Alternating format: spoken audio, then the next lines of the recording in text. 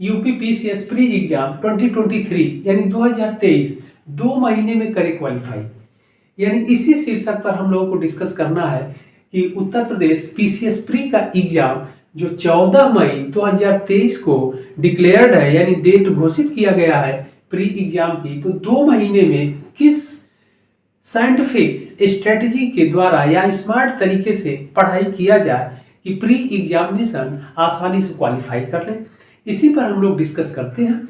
तो यहाँ पर बहुत ध्यान से हम लोगों को इन प्री एग्जाम के जो पेपर हैं उनको ध्यान में रख करके हमें डिस्कस करना है और किस तरीके से क्वेश्चंस पूछे जा रहे हैं, टॉपिक क्या है, कितने क्वेश्चन आते हैं, इसको मद्देनजर ध्यान में रखते हुए एनालिसिस करते हुए साइंटिफिक तरीके से हम लोग इसको देखेंगे और उसी के अकॉर्डिंग अपनी तैयारी आप लोग जारी रखेंगे और निश्चित क्वालिफाई कर लेंगे एग्जाम। ओके, और ये मेरा विश्वास है कि इस स्ट्रेटजी से काफ़ी लाभ होता है, यह स्ट्रेटजी काफ़ी लाभप्रद है और आप लोगों को भी लाभ मिलेगा।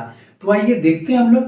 तो पहली बात तो यह जान लेना है कि प्री एग्जाम में 2 पेपर होते हैं और दोनों पेपर जीएस के होते हैं, यानी जनरल स्टडी के। ओके, यानी फर्स्ट पेपर यानी प्रथम प्रश्न पत्र जो होता है जनरल स्टडी फर्स्ट के नाम से, और सेकंड जो सी सेट का होता है उसे जीएस सेकंड पेपर कहते हैं, यानी जनरल स्टडी सेकंड पेपर।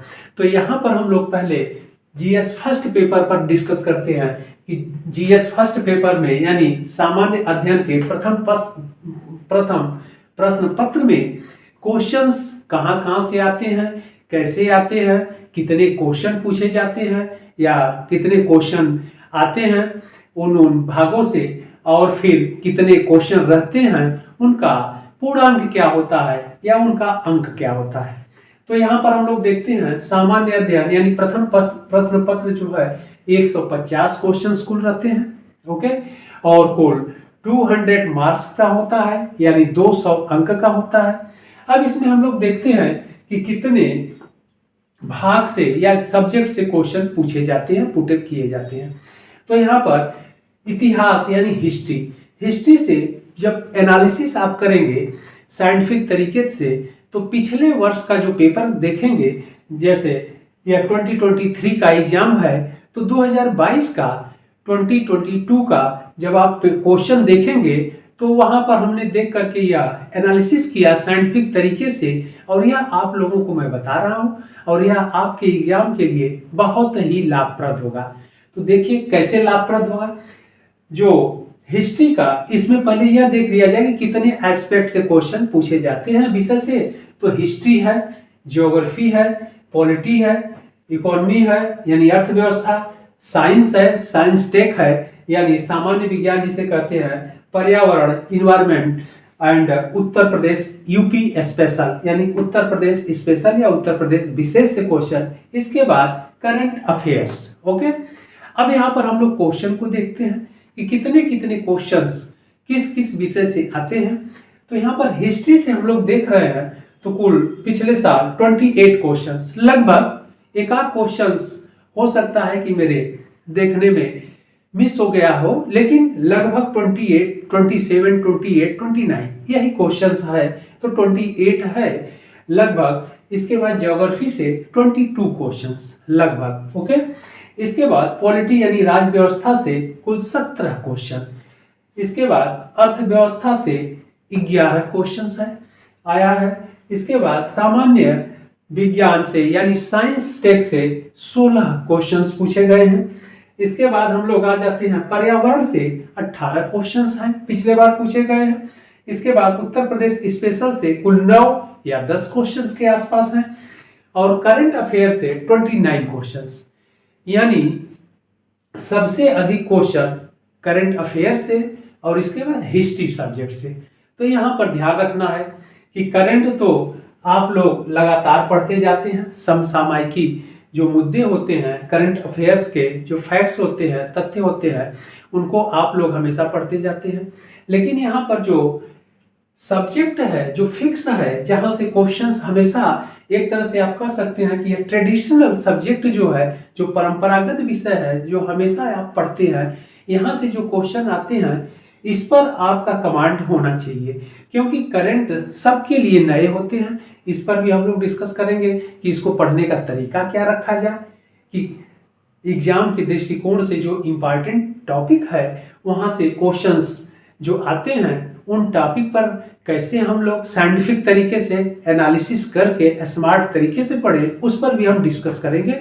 बहुत ही लाभप्रद होगा आप लोगों को।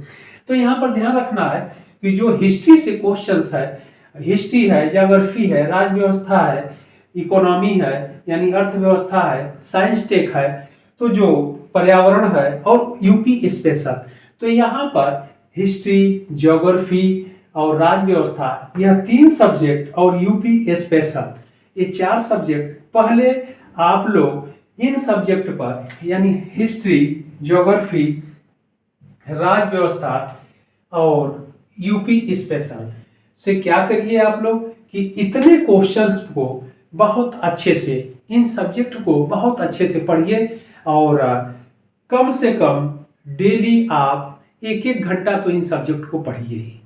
इतना समय आप इस पर दीजिए। इसके बाद अर्थव्यवस्था, इकोनॉमी से जो क्वेश्चन पूछे जा रहे हैं, तो यहाँ पर सब्जेक्टियल क्वेश्चन बड़े कम पूछे जाते हैं, सब्जेक्ट से क्वेश्चन अर्थव्यवस्था से कम रहते हैं। अभी तो यह भी करंट से ही क्वेश्चन ज्यादा रहते हैं, बजट इत्यादि से, और टैक्सेशन यानी टैक्स से संबंधित क्वेश्चंस, कुछ टर्मोलॉजियां इत्यादि रहती है, तो उन पर आप विशेष फोकस करिए। और फिर गवर्नमेंट की जो योजनाएं हैं उन पर विशेष आप फोकस करिए।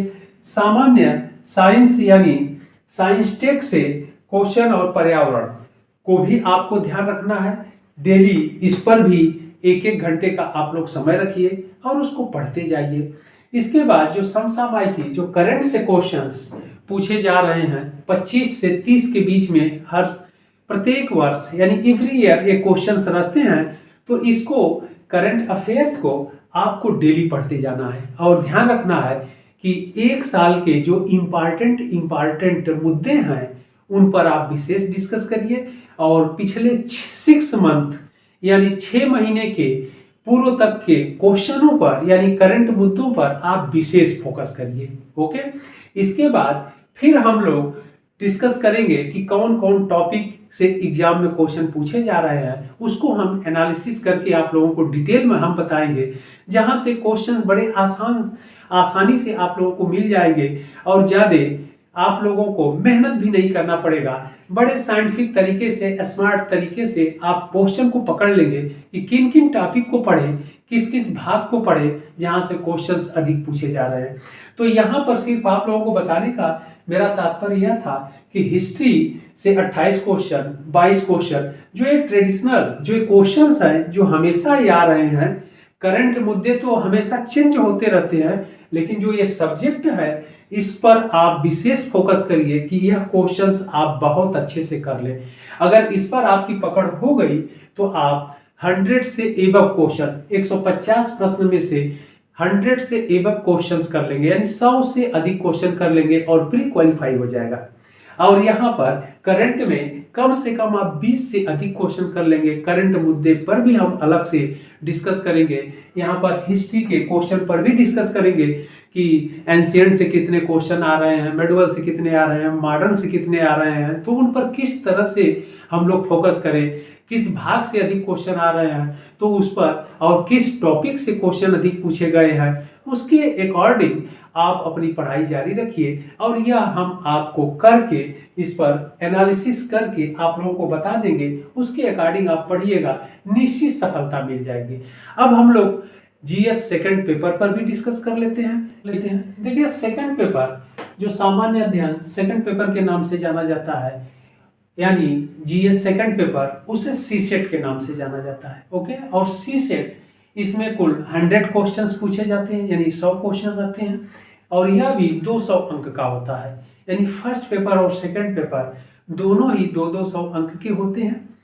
और लेकिन यहाँ पर क्वेश्चंस की संख्या जीएस फर्स्ट पेपर में जो सामान्य अध्ययन का पेपर है उसमें 150 क्वेश्चन होते हैं, लेकिन सी सेट में 100 क्वेश्चन होते हैं।